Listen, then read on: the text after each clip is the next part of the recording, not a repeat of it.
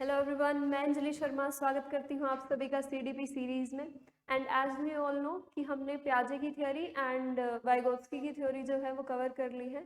And today we are going to discuss about the educational implications of पियाजे and Vygotsky both theories. ठीक है, आज हम जानेंगे कि जो पियाजे और वाइगोत्स्की ने जो बच्चों के बारे में कहा, उनके डेवलपमेंटल यानी उनके कोग्निटिव जो विकास के बारे में जो उन्होंने कहा, उसको हमने एजुकेशन में कैसे उसको इम्प्लाई किया या फिर एजुकेशन में कैसे उन चीजों को हमने अप्लाई किया है। ठीक है, तो भाई आज देख लेते हैं जो हमारी फर्स्ट इम्प्लीकेशन अगर हम देखें, अगर हम जाने फर्स्ट इम्प्लीकेशन अगर हम पियाजे की थ्योरी से देखें, वो क्या आती है हमारी?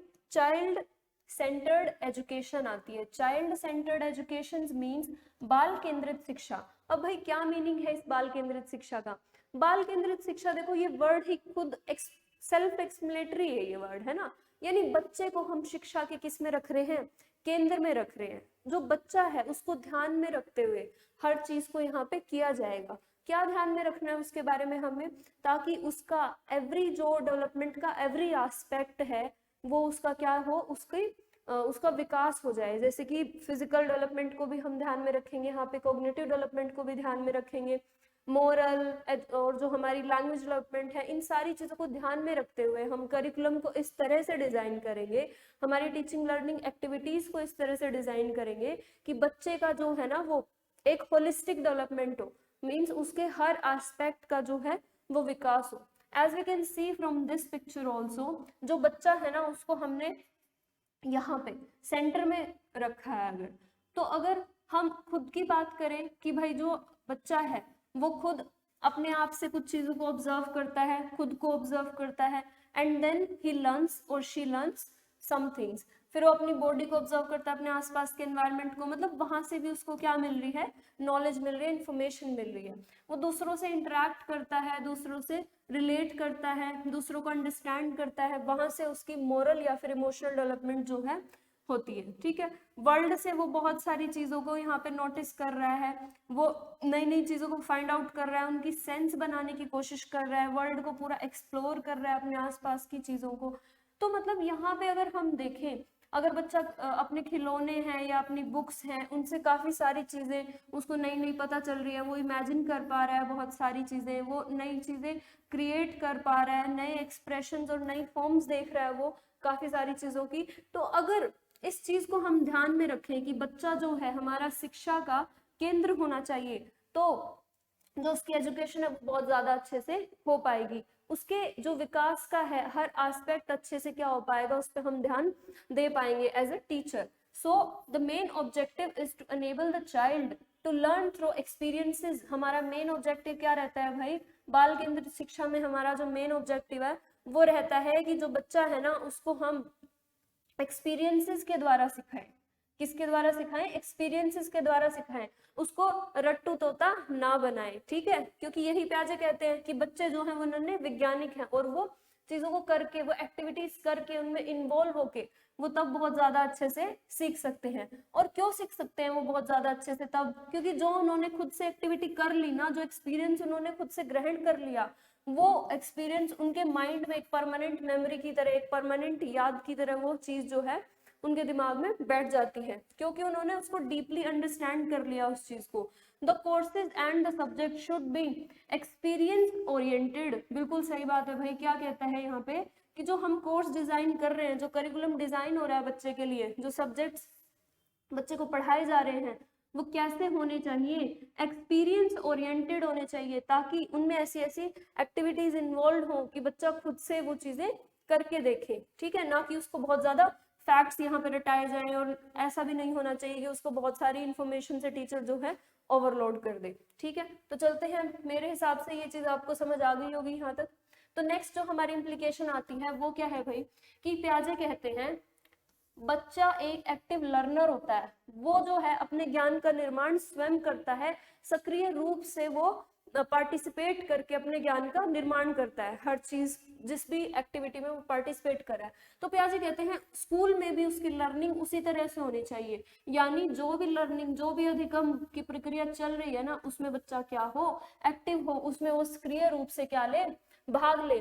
Teacher should follow the child ideas, teacher को बच्चों के आइडियाज को सुनना चाहिए, उनके सजेशंस को सुनना चाहिए, उनके ओपिनियंस को सुनना चाहिए। क्यों? क्योंकि अगर टीचर बच्चों के सजेशन को, उनके ओपिनियंस को सुनेगा, तो एक बात तो इससे ये है, टीचर को ये पता चलेगा कि बच्चे का कॉग्निटिव लेवल क्या है। उस हिसाब से टीचर उसके कॉग्निटिव लेवल के अप्रोप्रिएट एग्जांपल्स देके वो कॉन्सेप्ट बहुत अच्छे से वहां पे बच्चों को क्लियर कर सकते हैं। दूसरी बात, जो बच्चे हैं उनको भी ऐसे लगेगा ना कि वो क्लास में इन्वॉल्व है, उनका ओपिनियन भी मैटर करता है, तो वो बहुत अच्छे से और बिना डरे, है ना, तो वो अपने जो ओपिनियंस है उनको क्या कर पाएंगे, एक्सप्रेस कर पाएंगे यहाँ पे। So doing this will increase the interest of the child in teaching. बिल्कुल सही बात है, बच्चे क्लास में सोएंगे नहीं, वो क्या लेंगे, इंटरेस्ट लेके पढ़ेंगे। Teachers and students play an active role. बिल्कुल, पियाजे क्या कहते हैं कि बच्चा भी है जो वो एक्टिव रोल प्ले करता है, और एक टीचर का भी कैसा रोल होना चाहिए, एक्टिव रोल होना चाहिए बच्चे की टीचिंग लर्निंग प्रोसेस में। पियाजे more stressed on active learning as compared to passive learning. पियाजे क्या कहते हैं, पैसिव लर्निंग भाई जिसमें हम ज्यादा, जो सक्रिय रूप से बच्चा है वो भाग नहीं ले रहा है, जैसे कि हमने बस क्लासरूम रीडिंग करा दी और कुछ भी एक्सप्लेन नहीं किया, कुछ भी बच्चे को समझाया नहीं, उसके रेलेवेंट जो कॉन्सेप्ट है उससे रेलेवेंट हमने उसके लाइफ से रिलेटेड एग्जाम्पल देके उसको कॉन्सेप्ट क्लियर नहीं किया, तो वो कैसी लर्निंग होगी, उसकी पैसिव लर्निंग होगी, बस वो फैक्ट्स को रट लेगा वहां पे, है ना।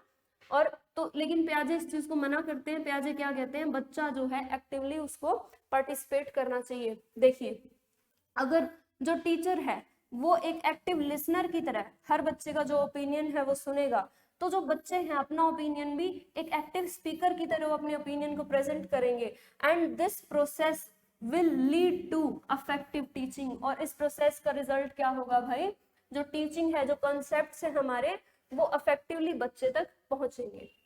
तो चलिए नेक्स्ट इम्प्लीकेशन देख लेते हैं। नेक्स्ट इम्प्लीकेशन जो पियाजे कहते हैं वो क्या है, रेडीनेस टू लर्न। इस पॉइंट को हम इस तरह से भी समझ सकते हैं, मैच्योरेशन। जो पियाजे हैं उन्होंने बायोलॉजिकल मैच्योरेशन पे काफी ज्यादा बल दिया था, है ना। यानी वो कहते हैं कि अगर जो बच्चा है उसका कॉग्निटिव लेवल उतना है कि वो अब सीखने को तैयार है, तो आप उसको सिखा सकते हो। और अगर वो बच्चा जो है रेडी ही नहीं है, अभी उसकी जो मान लो उसकी जो मस्तिष्क की इतनी जो क्षमताएं हैं वो अभी इतनी डेवलप ही नहीं हुई है, उसमें इतनी कैपेबिलिटी ही नहीं आई है कि वो जो है एडवांस कॉन्सेप्ट को सीख सके, तो वो चीजें नहीं सीख पाएगा। तो पियाजे क्या कहते हैं यहाँ पे, that children learn according to the stages of development and readiness plays the most important role in teaching. बिल्कुल भाई, अगर टीचर को अब ये पता है कि बच्चा किस कॉग्निटिव लेवल पे है, तो वो उसी कॉग्निटिव लेवल की चीजें उनको अच्छे से एक्सप्लेन करेंगे, वैसे ही एग्जाम्पल्स देंगे, वैसे ही चीजें मतलब उनकी लाइफ से रिलेटेड चीजों के एग्जाम्पल देके वो कॉन्सेप्ट अगर एक्सप्लेन करेंगे, तो यहाँ पे क्या होगा, कॉन्सेप्ट जो है वो अधिगम यानी लर्निंग के रूप में बच्चे के जो है माइंड में यहाँ पे वो जाएगा, और इससे बच्चे का जो कॉग्निटिव लेवल है मान लो, और जो हमारा लर्निंग लेवल है, वो दोनों यहाँ पे अगर मैच कर रहे हैं, वो दोनों क्या कर रहे हैं, मैच कर रहे हैं, तो जो लर्निंग है वो बहुत ही जल्दी होगी और इफेक्टिव लर्निंग होगी। ठीक है, अब अगर आप बोलो कि फर्स्ट क्लास के बच्चे को हम अलजेब्रा पढ़ा दें, या फिर फर्स्ट क्लास के बच्चे को हम कैलकुलेशन या ये जो कैलकुलस या इंटीग्रेशन ये सारी चीजें करा दें मैथ्स में, तो ऐसा पॉसिबल नहीं है। क्यों? क्योंकि बच्चा अभी रेडी नहीं है, वो चीजें सीखने के लिए वो रेडी नहीं है। बट अगर आप उसको प्लस माइनस सिंपल ऑपरेशंस कराओगे मैथमेटिक्स के, तो वो वहां पे वो अच्छे से कर लेगा। क्यों? क्योंकि उसका मैच्योरेशन लेवल इतना भी है। ठीक है भाई, तो नेक्स्ट इम्प्लीकेशन पे चलते हैं। नेक्स्ट इम्प्लीकेशन यहाँ पे जो पियाजे की थ्योरी से आती है वो क्या है, make syllabus according to the cognitive level. देखिए बार बार वही चीज आ रही है कि जो भी हम काम कर रहे हैं वो किसको ध्यान में रखते हुए कर रहे हैं, बच्चे को ध्यान में रखते हुए कर रहे हैं, है ना। तो उसके जो उसका कॉग्निटिव डेवलपमेंट है, यानी जो उसका मानसिक जो विकास हुआ है, उसको ध्यान में रखते ही सिलेबस जो है ध्यान में रखकर ही जो हमारा सिलेबस है उसको डिजाइन किया जाना चाहिए। ठीक है, तो children's cognitive abilities increase with age. पियाजे क्या कहते हैं कि बच्चे की जो कॉग्निटिव क्षमताएं हैं वो एज के साथ साथ बढ़ती हैं। बिल्कुल हमने पढ़ा था प्री ऑपरेशनल स्टेज होगी, फिर हमारी कंक्रीट ऑपरेशनल स्टेज होगी, जिसमें कुछ फर्दर हमारी कंजर्वेशन या फिर सेरिएशन ऐसी चीजें जो है बच्चे में वहाँ पे उसकी जो है मेंटल एबिलिटीज वहाँ पे डेवलप हो जाती है। उसके बाद फॉर्मल ऑपरेशनल स्टेज होगी, ठीक है। So the syllabus of the each class should be as per the cognitive ability of the child. बिल्कुल सही बात है। देखिए अब यहाँ पे अगर हम इस पिक्चर में देख पाए, ये जो बच्चे हैं ये क्या कर रहे हैं, कुछ इनके पास कुछ गेम्स हैं और उन गेम्स के थ्रू ये कुछ कॉन्सेप्ट्स को यहाँ पे सीखने की कोशिश कर रहे हैं। मतलब कुछ कंक्रीट ऑब्जेक्ट से ये अपने कॉन्सेप्ट्स बनाने की यहाँ पे क्या कर रहे हैं, कोशिश कर रहे हैं। तो ये अब इनकी एज ही यही कहती है कि ये यहाँ पे कंक्रीट चीजों से ही सीख सकते हैं। तो अगर हम ऐसा सिलेबस डिजाइन करें जिसमें हम ऐसी एक्टिविटीज या फिर ऐसे मान लो कोई और गेम्स या फिर ऐसे को करिकुलर एक्टिविटीज को ऐड कर सकते हैं जहाँ पे बच्चा कंक्रीट चीजों से सीख पाए, तो बच्चा बहुत ज्यादा अच्छे से यहाँ पे सीख पाएगा। ये देखिए ये वाली तो एक्टिविटी हमने सबने करी होगी, ये वोल्केनो हम बना के दिखाते थे, है ना, क्या बोलते हैं इसको, कुछ केमिकल्स डाल के हम पूरा ये प्रोसेस दिखाते थे वोल्केनिक इरप्शन का। तो बच्चे यहाँ पे क्या कर रहे हैं, हैंड्स ऑन एक्टिविटीज से सीख रहे हैं। क्या कर रहे हैं बच्चे, हैंड्स ऑन एक्टिविटीज से यहाँ पे सीख रहे हैं। तो नेक्स्ट में देखिए अब भाई जब बच्चा जो है हमारा कंक्रीट ऑपरेशनल स्टेज से आगे बढ़ा और वो फॉर्मल ऑपरेशनल स्टेज में आया, तो बच्चा कुछ ऐसे कॉन्सेप्ट के बारे में भी सीखना या फिर समझना या फिर अपने आप को एक्सप्रेस करना स्टार्ट कर देता है जिनको वो टच नहीं कर सकता, जो कंक्रीट नहीं है, जैसे कि कुछ सोशल इश्यूज, जैसे कि कुछ हमारे एनवायरमेंटल इश्यूज। अब बच्चे ने यहाँ पे ये पेंटिंग बनाई है, देखिए ये उसकी एब्स्ट्रैक्शन ही तो है, ये उसकी ऐसी समझ, उससे उसने खुद से पेंटिंग बनाई है कि भाई जो अर्थ है ना वो नॉइज पोल्यूशन के कारण अपने क्या कर रही है, अपने कानों को ढक रही है। मतलब इसने कुछ एब्स्ट्रैक्शंस लगाई है यहाँ पे। तो अगर हम एज अप्रोप्रिएट करिकुलम डिजाइन करेंगे कोग्निटिव डेवलपमेंट को ध्यान में रखते हुए, तो क्या होगा, बच्चे को ज्यादा अच्छे से वो चीजें वो ग्रास्प कर पाएगा। जो नेक्स्ट हमारी इंप्लीकेशन आती है वो क्या है भाई, कि जो बच्चा है उसको सिंपल टू कॉम्प्लेक्स अप्रोच से हमें सिखाना चाहिए, यानी सरल से जटिल दृष्टिकोण जो है वो एक टीचर को फॉलो करना चाहिए। पहले उसको बहुत ही सिंपल चीजें बच्चे को सिखानी पड़ेगी, उसके बाद ही तो उन सिंपल चीजों के बेसिस पे, उन सिंपल कॉन्सेप्ट्स के बेसिस पे जो टीचर है वो एक एडवांस या फिर कॉम्प्लेक्स जो कॉन्सेप्ट्स है उनको डेवलप करने में केपेबल रहेंगे यहाँ पे। तो children start with simple work and work their way up to hard work. बिल्कुल सही बात। So children do not learn by hard method. Starting में अगर हम बच्चों को हार्ड मेथड से पढ़ाना स्टार्ट कर देंगे तो वो वहां पे ना तो इंटरेस्ट लेंगे, क्यों, क्योंकि उनको अभी समझ नहीं आएगा, स्टार्टिंग में उनको बहुत ज्यादा टफ लगेगा। तो अगर इजी चीजों से बच्चों को सिखाना स्टार्ट किया जाए तो वो बहुत अच्छे से यहाँ पे ग्रास्प कर सकते हैं। ऐसी वाली पेंटिंग्स हम सबने बनाई है बचपन में। क्या करते थे, ये एक नदी होती थी सिंपल सी, यहाँ पे एक सन बनाते थे और ये चोंच वाले पहाड़ बनाते थे हम, है ना। तो देखिए अब बच्चे ने यहाँ पे सिंपल बनाया है, इस कॉन्सेप्ट को क्या बनाया है, सिंपल बनाया है। लेकिन जैसे जैसे धीरे धीरे बच्चे का कॉग्निटिव डेवलपमेंट हो रहा है, देखिए कितनी सुंदर इसने लैंडस्केप बनाया है। यहाँ पे पूरी उसने क्या कर दी है, डिटेलिंग कर दी है हर चीज की, कितनी अच्छे से यहाँ पे शेड्स आए हैं, कलर्स आए हैं। देखिए स्वैन भी बना दी, बोट भी बना दी, फ्लावर्स भी बना दिए, यहाँ पे दो बच्चे खेलते हुए भी बना दिए। मतलब यहाँ पे डिटेलिंग हो रही है, यहाँ पे कॉन्सेप्ट्स की क्या हो रही है, एडवांसमेंट हो रही है ना। जो कॉन्सेप्ट है यहाँ पे क्या हो रहे हैं, कॉम्प्लेक्स हो रहे हैं। तो बच्चे को भी हमें इसी अप्रोच से सिखाना चाहिए, क्योंकि वो इसी अप्रोच से सीखना जो है वहां पे उसको ज्यादा अच्छे से समझ आता है। नेक्स्ट जो हमारी इंप्लीकेशन आती है वो क्या है, जो प्याजे के अनुसार डिस्कवरी अप्रोच पे प्याजे ने बहुत ज्यादा यहाँ पे क्या दिया है, बल दिया है। यानी बच्चे को ना ऐसे मेथड से सिखाओ जिसमें उसको खोज करने की जरूरत पड़े। दैट मीन्स उसको पकी पकाई रोटी देने की जरूरत नहीं है, उसको थोड़ा सा डिसइक्विलिब्रियम में रखना चाहिए बच्चे को। डिसइक्विलिब्रियम मीन्स मतलब उसको थोड़ा सा कुछ कॉन्सेप्ट्स की स्टार्टिंग हम बताएंगे, फिर उसको खोज करने के लिए देंगे कि भाई अपने आसपास के एनवायरनमेंट को ऑब्जर्व करो और वहां से जो है फाइंड आउट करो कि आप इस मुद्दे के बारे में या इस चीज के बारे में आपकी क्या राय है, या फिर आपको कितना कितना इसके बारे में पता चल पाता है। Students build their own knowledge. बिल्कुल प्याजे ने यही तो क्या कहा है कि जो बच्चे हैं वो अपने ज्ञान का निर्माण स्वयं कर सकते हैं यहाँ पे बाय कंस्ट्रक्टिव अप्रोचेस। कंस्ट्रक्टिव की स्पेलिंग गलत है भाई, यू आएगा, CTIVE, कंस्ट्रक्टिव अप्रोच से। क्यों? क्योंकि जो पियाजे है वो एक रचनावादी है, वो क्या क्या है, एक रेडिकल कंस्ट्रक्टिविस्ट है। वो क्या मानते हैं कि बच्चा अपने ज्ञान का निर्माण स्वयं करेगा, because the discovery method is followed to make children creative. अब यहाँ से जो ये डिस्कवरी अप्रोच है, ये डिस्कवरी मेथड है, ये क्या करेगा, बच्चे को बहुत ज्यादा क्रिएटिव बनाएगा, उसके दिमाग को खोलने का काम करेगा ये मेथड।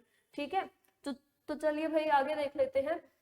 जो पियाजे हैं उनकी थ्योरी में कहा गया कि जो बच्चा है वो इक्विलिब्रियम एंड देन फिर वो एडेप्टेशन करता है, सॉरी डिसइक्विलिब्रियम होता है पहले, फिर एडेप्टेशन करता है, फिर इक्विलिब्रियम आता है। दैट मीन्स पियाजे ने बोला है कि जो बच्चा है ना, यदि उसे एक प्रॉब्लम बेस्ड लर्निंग के माध्यम से उसको यहाँ पे चीजें सिखाई जाए, यानी जो हमारी चीजों को सॉल्व करने के मेथड से अगर हम यहाँ पे कॉन्सेप्ट्स को सिखाएंगे, तो जो बच्चा है वो ज्यादा इजीली चीजों को या फिर ज्यादा अच्छे से वो सीख पाएगा।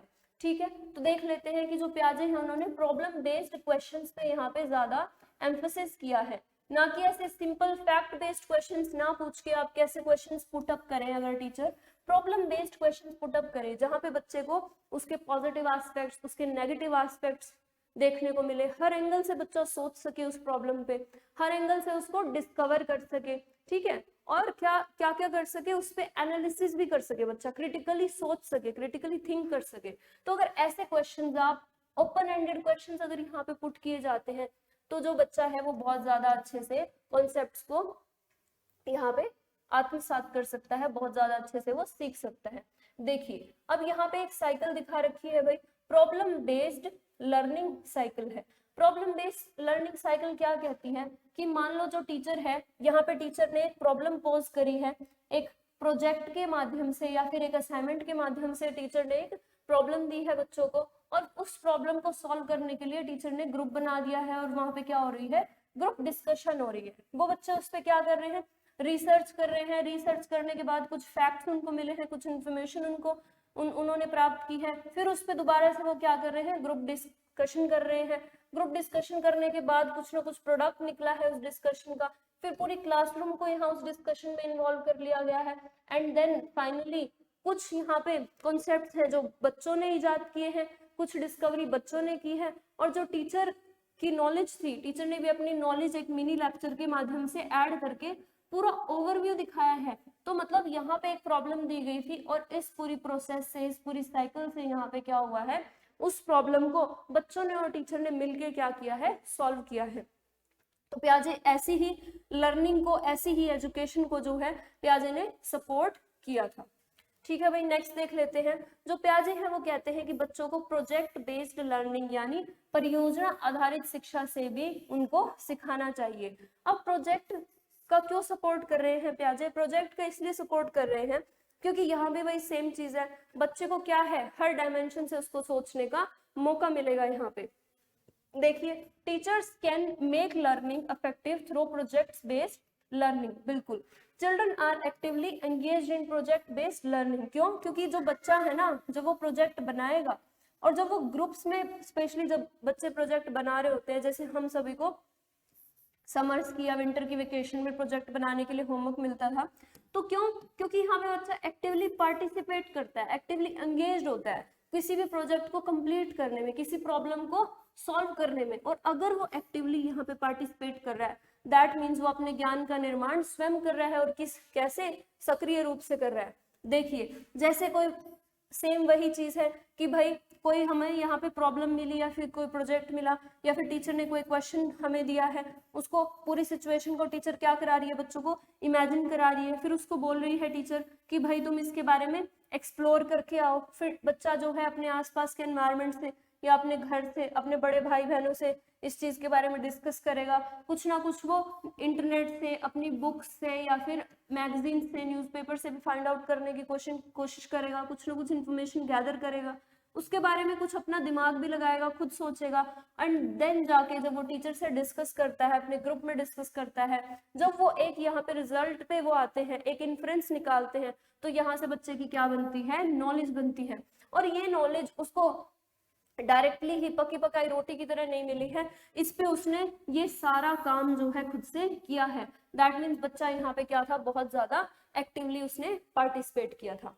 ठीक है, तो भाई नेक्स्ट जो हमारी वेरी इंपॉर्टेंट एजुकेशनल इम्प्लीकेशन है वो क्या है कि जो प्याजे हैं उन्होंने को करिकुलर एक्टिविटीज पे भी काफी ज्यादा एम्फेसिस किया था। को करिकुलर एक्टिविटीज यानी सह पाठ्यचर्या गतिविधियां, बिल्कुल भाई बिल्कुल सही बात है। ये देखो यहाँ पे हम देख सकते हैं योगा क्लासेस होती है आजकल, पेंटिंग क्लासेस होती है, डांस क्लासेस होती है, डिफरेंट लैंग्वेजेस की क्लासेस होती है, आपको स्पोर्ट्स होता है। दैट मीन्स जो भी एक्टिविटीज करिकुलम से हमारी जो हमारी करिकुलर एक्टिविटीज से डिफरेंट एक्टिविटीज रहेंगी उनको क्या बोलेंगे हम, को करिकुलर एक्टिविटीज बोलेंगे। यहाँ पे ये क्या करती है, एनहेंस कर देती है चाइल्ड्स कोग्निटिव डेवलपमेंट, बच्चे के जो है कोग्निटिव डेवलपमेंट को, संज्ञानात्मक विकास को ये बहुत ज्यादा एनहेंस करती हैं। और इन एक्टिविटीज को काफी ज्यादा इक्वल इंपॉर्टेंस दी है प्याजे ने करिकुलर एक्टिविटीज के तरह ही। बिल्कुल, क्यों दी है भाई को करिकुलर एक्टिविटीज को इतनी इंपॉर्टेंस प्याजे ने, इसलिए दी है क्योंकि अगर इन एक्टिविटीज में जो बच्चा है पार्टिसिपेट करेगा, दैट मीन्स वो एक्टिवली यहाँ पे पार्टिसिपेट करेगा, और जब वो एक्टिवली पार्टिसिपेट करता है तो वो उसमें इंटरेस्ट लेता है, उसका इंटरेस्ट बनता है, वो वहां से और जानने की, सीखने की उसकी क्यूरियोसिटी बढ़ती है, एंड देन जो बच्चा है अपने ज्ञान का निर्माण इस प्रकार से स्वयं करता है। अब क्या क्या हमारी को करिकुलर एक्टिविटीज यहाँ पे हो सकती है, जैसे कि कल्चरल प्रोग्राम्स हो गए हमारे, स्पोर्ट्स हो गया, ठीक है, हमारा वॉलपेपर बुलेटिन बोर्ड होता है हमारा क्लास में हमेशा पीछे लगा होता है, साइड में लगा होता है, स्टूडेंट काउंसिल बनती है, एग्जीबिशंस होती हैं, है ना, जो हम डिफरेंट डेज जो है वो सेलिब्रेट करते हैं, मैगजीन हमसे बनवाई जाती है स्कूल्स में, आप सभी ने भी बनाई होगी, डिफरेंट प्रोग्राम्स जो है यहाँ पे अरेंज किए जाते हैं, तो ये सारी किस में आती है, हमारी को करिकुलर एक्टिविटीज में आती है। तो नेक्स्ट है, आइए देख लेते हैं जो एजुकेशनल इम्प्लीकेशंस हैं, यानी जो शैक्षिक निहितार्थ है उस वाइगोत्स्की ने उनके बारे में क्या कहा है, या जो वाइगोत्स्की की हमारी सोशियो कल्चरल थ्योरी थी उसने इनके बारे में क्या कहा है कि उनकी थ्योरी को हम एजुकेशन में जो है बच्चे के कोग्निटिव डेवलपमेंट में उसको बढ़ाने के लिए कैसे यूज कर सकते हैं। तो सबसे पहली बात तो जो हमारे वाइगोत्स्की हैं वो क्या कहते हैं, जो सोसाइटी एंड कल्चर, इनका बहुत ज्यादा बड़ा इम्पैक्ट और बहुत ज्यादा बड़ा रोल होता है बच्चे के कोग्निटिव डेवलपमेंट में, यानी जो बालक है उसके संज्ञानात्मक विकास में यहाँ पे बहुत ज्यादा इंपॉर्टेंट रोल प्ले करती हैं ये दोनों चीजें, सोसाइटी और उसका कल्चर। और अगर हमें एक पॉजिटिव एनवायरनमेंट हम बच्चे को प्रोवाइड करते हैं, यानी उसकी सोसाइटी और उसका कल्चर उसको एक पॉजिटिव एनवायरनमेंट प्रोवाइड करता है, पॉजिटिव कंडीशंस प्रोवाइड करता है, तो जो बच्चा है वो बहुत ज्यादा अच्छे से उसका संज्ञानात्मक विकास यहाँ पे हो सकता है।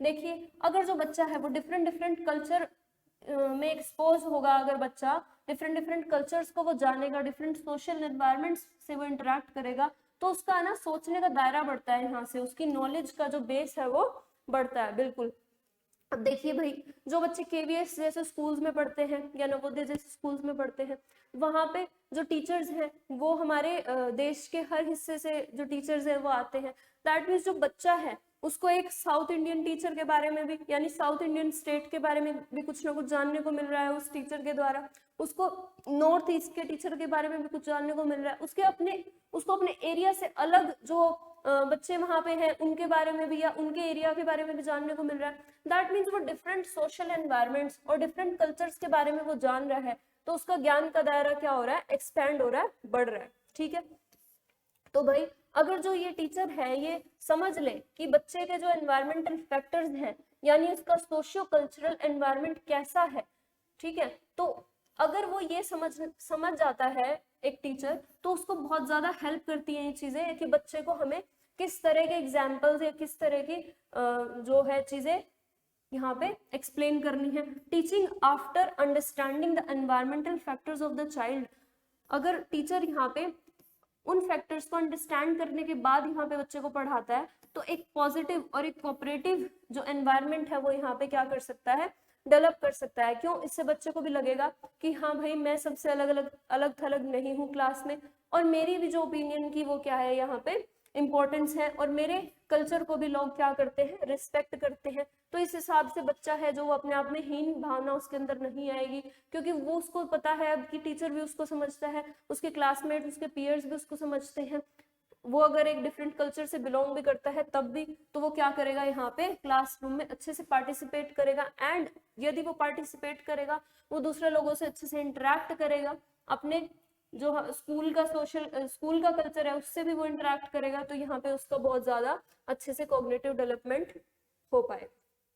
नेक्स्ट जो हमारा इम्प्लीकेशन आता है वो क्या है कि जो प्याजे हैं और जो वाइगोत्स्की है, दोनों ने ही चाइल्ड सेंटर्ड लर्निंग पे बहुत ज्यादा बल दिया है। यहाँ पे वाइगोत्स्की ने भी क्या कहा है, वाइगोत्स्की ने भी बोला है कि जो बच्चा है, जो बालक है, उसको शिक्षा के हमें केंद्र में रखना चाहिए, क्योंकि because children should be taught according to his or her interest, क्योंकि यहाँ पे बच्चे को उनके इंटरेस्ट के हिसाब से यहाँ पे क्या कराना चाहिए, पढ़ाना चाहिए, या फिर उनको जो है शिक्षा हमें देनी चाहिए। नेक्स्ट पॉइंट क्या आता है भाई, नेक्स्ट पॉइंट आता है जो वाइगोत्स्की हैं उन्होंने डिस्कस किया है क्या, ZPD के बारे में, यानी जोन ऑफ प्रॉक्सिमल डेवलपमेंट के बारे में। लास्ट वीडियो में हमने बहुत अच्छे से डिस्कस किया है कि जोन ऑफ प्रॉक्सिमल डेवलपमेंट क्या होता है।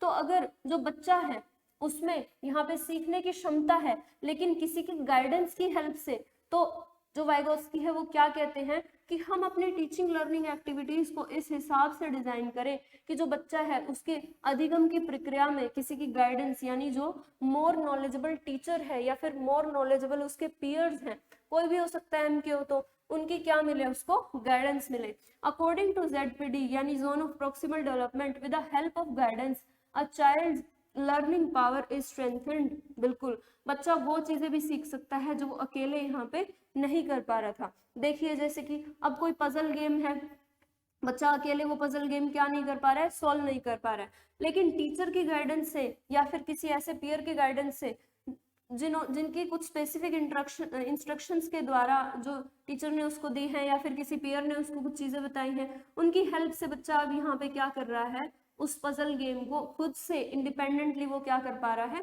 सॉल्व कर पा रहा है। दैट मीन्स वो ऐसा काम भी कर पा रहा है, ऐसी एक्टिविटी भी वो कर पा रहा है जो उसके विकास में यहाँ पे उसको बहुत ज्यादा क्या करने वाली है, हेल्प करने वाली है। और इंडिपेंडेंटली पहले वो ये एक्टिविटी नहीं कर पा रहा था, लेकिन अब वो ये एक्टिविटी कर पा रहा है।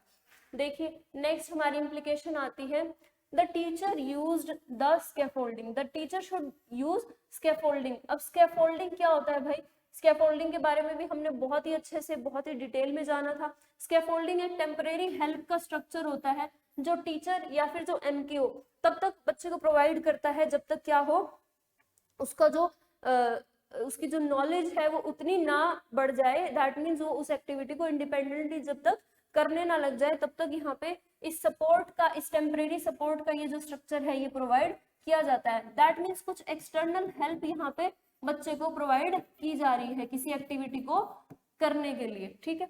Teacher can increase child learning ability by using scaffolding. बिल्कुल, अगर टीचर यहाँ पे गाइड करेगा, टीचर यहाँ पे हेल्प करेगा बच्चे को किसी एक्टिविटी को कंप्लीट करने के लिए, तो यहाँ पे बच्चे की एबिलिटी क्या होगी, इंक्रीज हो जाएगी, उसकी कॉग्निटिव एबिलिटी इंक्रीज हो जाएगी, and next time same level की प्रॉब्लम या सेम टाइप की प्रॉब्लम को बच्चा इंडिपेंडेंटली सॉल्व क्या है यहाँ पे कर पाएगा। Teaching is made better with the help of scaffolding की हेल्प से टीचिंग को जो है बेहतर किया जा सकता है। देखिए जो बच्चा है उसकी लर्निंग क्या हो रही थी, पुअर हो रही थी, मतलब उसका जो विकास का जो क्रम है उसकी लर्निंग में इतना ज्यादा जो है यहाँ पे उसका अच्छे से अधिगम नहीं हो रहा था, लर्निंग नहीं हो पा रही थी, लेकिन टीचर ने यहाँ पे क्या किया, सपोर्ट प्रोवाइड किया, कुछ एक्सटर्नल सपोर्ट जब टीचर ने प्रोवाइड किया तो बच्चे की लर्निंग है वो क्या हो गई, बेहतर हो गई, गुड लर्निंग हो गई। टीचर ने थोड़ा और सपोर्ट प्रोवाइड किया उन चीजों को देखते हुए, तो उसकी लर्निंग है वो बेस्ट हो गई है। अब जो ये सपोर्ट टीचर ने प्रोवाइड किया ना, इसी को हम क्या कहते हैं, स्कैफोल्डिंग कहते हैं। क्यों, क्योंकि पियाजे ये कहते हैं जो टीचर है उसको एक फैसिलिटेटर की तरह, उसको एक फैसिलिटेटर की तरह क्या करना चाहिए, काम करना चाहिए। टीचर को जो है बच्चे को सिर्फ फैसिलिटेट करना है, उसको टीचर को सिर्फ ऐसी बच्चे को क्या देनी है, ऐसी यहाँ पे उसको मौके देने हैं कि बच्चा जो है खुद से क्या कर सके, अपने ज्ञान का निर्माण कर सके, लेकिन वो जो मौके हैं वो टीचर को ही देने पड़ेंगे। क्यों, क्योंकि वो एज अ फैसिलिटेटर यहाँ पे क्या कर रहा है, एक्ट कर रहा है। Teacher can make teaching effective by acting as a facilitator. बहुत ही इंपॉर्टेंट है भाई, बहुत ज्यादा पूछ लिया जाता है कि टीचर जो है फैसिलिटेटर की तरह एक्ट करता है। एनसीएफ भी यही कहता है क्यों? क्योंकि एनसीएफ जो 2005 है हमारा, वो भी किस पे बेस्ड है? कंस्ट्रक्टिविज्म पे, यानी रचनावाद पे वो बेस्ड है। तो वो तो ये बिल्कुल कहेगा ही। Help children when they need guidance, ये क्या कहता है? फैसिलिटेटर मींस कि बच्चे को सिर्फ आप तब हेल्प करो जब उसको जरूरत है, ठीक है, अदरवाइज उसको इंडिपेंडेंटली जो है चीजें या फिर काम या फिर जो एक्टिविटीज जो आपने दिया है वो उसको करने के लिए आप छोड़ दो, ठीक है। जैसे इस पिक्चर में हम देख सकते हैं कि जो टीचर है वो सिर्फ यहाँ पे बच्चे को एक्सटर्नली गाइड कर रहा है, वो खुद से अपने हाथ से ये काम नहीं कर रहा है, काम तो बच्चा ही कर रहा है, लेकिन टीचर क्या है, उसको एक्सटर्नल सपोर्ट जो है यहाँ पे प्रोवाइड कर रहा है, ठीक है। अब भाई टीचर एक फैसिलिटेटर है, मतलब यहाँ पे जो बच्चा है वो तो सक्रिय है, वो तो एक्टिवली रूप से क्या कर रहा है, टीचिंग एनवायरनमेंट में एक्टिवली रूप से वो क्या कर रहा है, पार्टिसिपेट कर रहा है। लेकिन जो टीचर का रोल है वो किसका है? सिर्फ एक गाइड का है, एक मीडिएटर का है, एक फैसिलिटेटर का है, या फिर एक नॉलेजेबल कंसल्टेंट का रोल हम इसमें कह सकते हैं। क्या कहता है कि टीचर को बच्चे को इंस्ट्रक्शन देनी चाहिए विद अ स्माइल, बिल्कुल, जैसे कि हम इस पिक्चर में भी देख सकते हैं। तो चलिए नेक्स्ट इम्प्लीकेशन देख लेते हैं भाई। वेरी वेरी इंपॉर्टेंट इम्प्लीकेशन है, बहुत ही बार जो है यहाँ से क्वेश्चन पूछ लिया जाता है। कोलैबोरेटिव लर्निंग किसकी इम्प्लीकेशन है? वाइगोस्की की सोशियो कल्चर थ्योरी की जो है ये इम्प्लीकेशन है। क्या कहती है भाई कोलैबोरेटिव लर्निंग? कोलैबोरेटिव लर्निंग क्या कहती है कि जब बच्चे एक ग्रुप में, ठीक है, a group of individuals collaborate, जो वो क्या करते हैं, आपस में कोलैबोरेट करते हैं, यानी आपस में मिलके किसी टास्क को क्या करने की, किसी समस्या को समाधान करने की ये क्या कर रहे हैं, कोशिश कर रहे हैं यहाँ पे। So in the process of learning as they work to understand each other और अचीव अ पर्टिकुलर गोल, बिल्कुल यहाँ पे ये समस्या का समाधान करने की, मान लो टीचर ने यहाँ पे इनको कोई असाइनमेंट दिया है और इनको बोला है कि तुम सब कोलैबोरेट करके इस असाइनमेंट को क्या करोगे, यहाँ पे सॉल्व करोगे। तो बच्चे यहाँ पे एक दूसरे को जान रहे हैं, पहले एक दूसरे की कॉग्निटिव एबिलिटीज को जब ये इंटरेक्ट करेंगे इनको थोड़ा आइडिया लग जाएगा सभी को, है ना। तो फिर इसके बाद ये क्या करेंगे, आपस में कुछ क्वेश्चंस पोज करेंगे, कोई इसका जवाब देगा, तो इसके जवाब के डिफरेंट डायमेंशंस होंगे, डिफरेंट व्यूज यहाँ पे आएंगे। तो ऐसे व्यूज के एक्सचेंज से, ठीक है, ये व्यूज क्या कर रहे हैं, अपने एक्सचेंज कर रहे हैं, और व्यूज के एक्सचेंज से क्या हो रहा है, इनका विकास हो रहा है। EXCHANGE आएगा यहाँ पे, ठीक है। तो नेक्स्ट देख लेते हैं भाई, कुछ स्ट्रैटेजीज हैं यहाँ पे कोलैबोरेटिव लर्निंग में, और क्या क्या है ये स्ट्रैटेजीज। दैट मीन्स एक टीचर क्या क्या चीजें करवा सकता है बच्चों से, उनको कोलैबोरेटली सिखाने के लिए, उनकी कोलैबोरेटिव लर्निंग कराने के लिए।